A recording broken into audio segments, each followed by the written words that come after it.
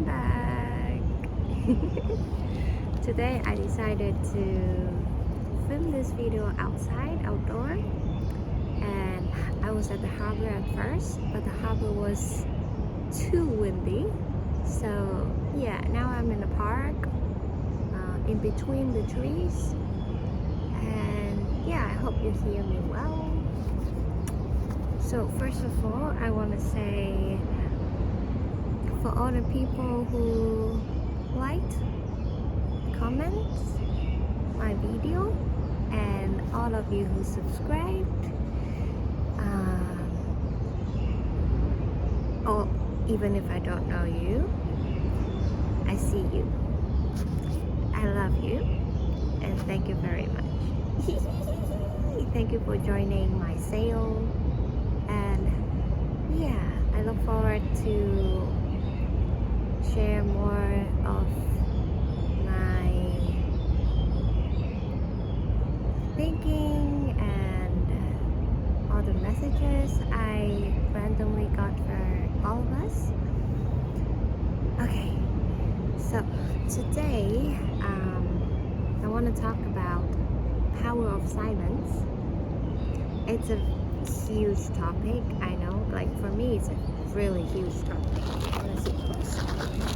And I am not sure what will come out because it's a very big topic, and I just want to let thoughts, come to me. Whatever comes to me, I will share with you. But of course, I have my cheat note if I can follow through. So about silence, I want to share a little bit of my journey with meditation, because I feel for me, probably it all started there. Of course, from last video I talked about how art helped me, and with art, when I'm fully soaking myself into the process, I would be very much silenced too. However, meditation really kind of opened up onto a whole different level with silence, my relationship with silence. When did it happen? I think it happened, let me think. It happened when I went traveling to India, and at the end of my India trip, I went to Nepal, and there was a huge earthquake happening at that time. So probably it was 2015, 14 or 15, probably 15, and that was my first encounter with meditation, because meditation, yoga, spiritual exploration is kind of like a huge topic in India. I was distracted by a bug. So yeah, it's a huge topic in India. When I was there, obviously all the travelers, or you see it with all the gurus or ashrams, and I heard about it over and over again at that time, but I didn't really started to practice it until I arrived in Nepal and the earthquake was happening. And so because of the earthquake, a lot of people, a lot of travelers just, how do you say, like they decided to go back to their country, and so a lot of them left Nepal. And don't know why, just at that moment I felt like it's a higher chance for me to get a vacancy in the meditation center. So I called and I was deciding to do it with the Vipassana. I don't know if you heard of it. So Vipassana is like a 10 days meditation camp, and basically every day you just meditate, and the volunteers there would take care of your food. It's vegetarian food for sure, and you wake up early around maybe 6. I forgot already, but I did it 3 times throughout my life. Anyways, it's from early morning until night, like after sunset time. You meditate for many hours every day, and continuously you do it for 10 days. And I know meditation is very it's not an easy thing to start with, and probably it's not suitable for every single one of us, I would say. It's a huge topic. How can I put this? So I learned it with Vipassana, and I'm very grateful because it teaches a really basic technique to do the meditation. We simply focus our awareness on our breathing exercises, just breathing itself, and by focusing our awareness also on the body, after so many years, when I look back, I feel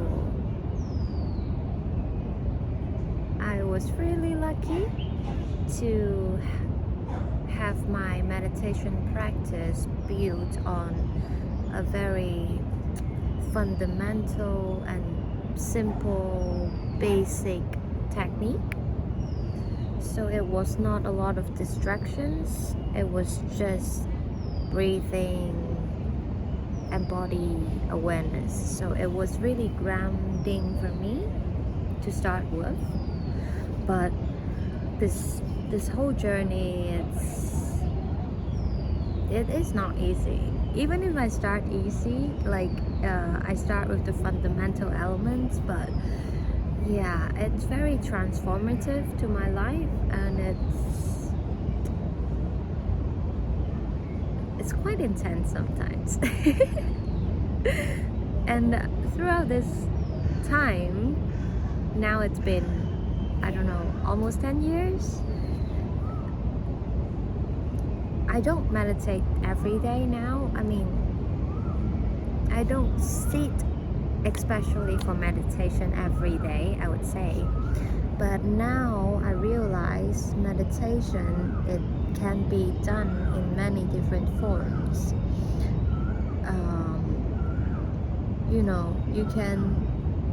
You can meditate with your eyes open. You can meditate while you just enjoying a nice sea view, or you can meditate while you wash your dishes. So now I feel like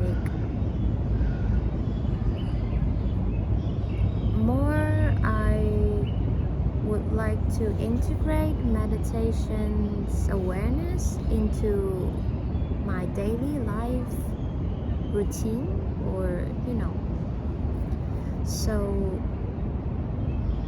I don't know why I spent so much time talking about meditation.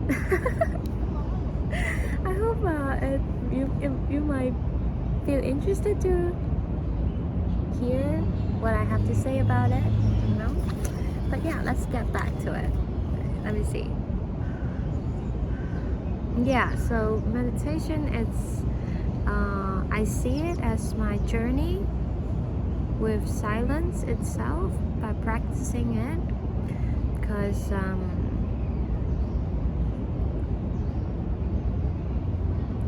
think in my childhood life, only with practicing my hobbies or reading, then I get to have myself close to silence. Other than that, I have 2 siblings, and in my home, my parents quite like to watch TV, quite used to watching TV, so I am also, in my childhood, it's a lot of television. Yeah, not a lot of quiet moments. My family is quite active and talkative and loud. So yeah, so that 10 days meditation camp really I wouldn't say transform, just impact me a lot on how important silence can be for me, and how nutritional for me, because in silence I can really observe my mind, noticing how my thoughts come and go, and I am allowed, like in that time, I am allowed to not react to my thoughts, because we're just sitting down, and so once my thoughts come, I just have to observe it, feel it, acknowledge it, and see it go away.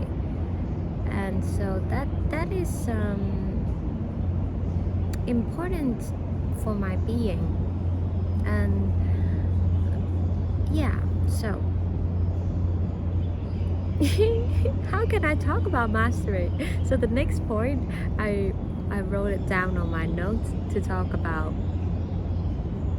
the importance of mastering silence. I don't really know how can I link that to mastery. Anyways, I'll still talk about it. So once you have built a good relationship with silence, and once you can master this art of awareness and control, of our mind, and physically too, then it has been really helpful for me to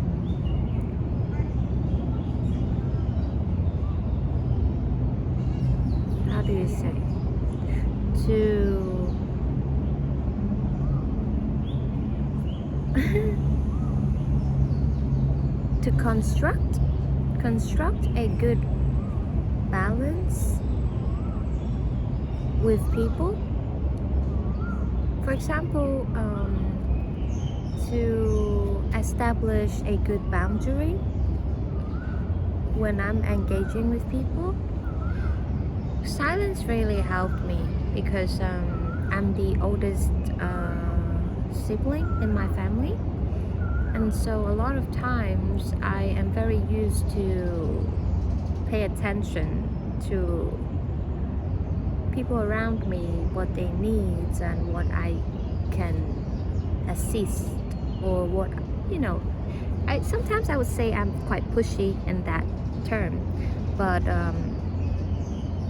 yeah, now I learned just by simply being silent without, you know, without without the need of letting my emotions to take over me, just being there, no action, no movements, no words, I can start building boundary from there. So, well, it's quite helpful for me. And I also use this silence as my tool to reset. So whenever I feel I have been engaging too much in, let's say, a group activities, or if I have been talking a lot, sharing my opinions, and you know, it has reached that tipping point for me to feel dizzy or tired, I would use this power of silence. I would, you know, create that time and space for myself so that I can breathe and free my mind and recharge. So, wow, it's a lot. I can't, yeah, it's 16 minutes already, and I only finished my first point. So, no, I don't think I can go through it today. It's a lot. It's a huge topic. Well, in time we'll discuss more, and I do have advice for all of us, because I feel like the last message, what I have found very useful for me is 2 advice, not a lot, and it is we try to give ourselves first. We try to give ourselves an alone time every day. You know, at least 15 minutes. 15 minutes is not a lot. I mean, I need more alone time than 15 minutes. I need a lot of them every day. And so if you don't have that for yourselves, then I would super encourage you to try every day to squeeze at least 15 minutes for your being. No entertainment, no hobbies, just you with silence. And it's really good. Like, maybe at first it is difficult, because you know, especially when we are not used to, there's a bird, especially when we're not used to it, we might feel very uncomfortable, and we might feel anxious or nervous. But in time, once you are used to, you know, sparing yourself some time every day, you would get good at it, and you might realize you really need it. And you know, it's really nurturing for all of us. So yeah, please, by yourself, alone, no entertainment, just you and silence every day. Okay, second advice quickly. Oh no, I haven't talked about this. Okay, so just this advice. And let's see if I get to talk about others next time. Yeah, today I get really close to my phone to film this video, so probably a lot of time you only see like half of my face, but it's okay. I just want you to hear me better. Okay, so enough for today. Ciao!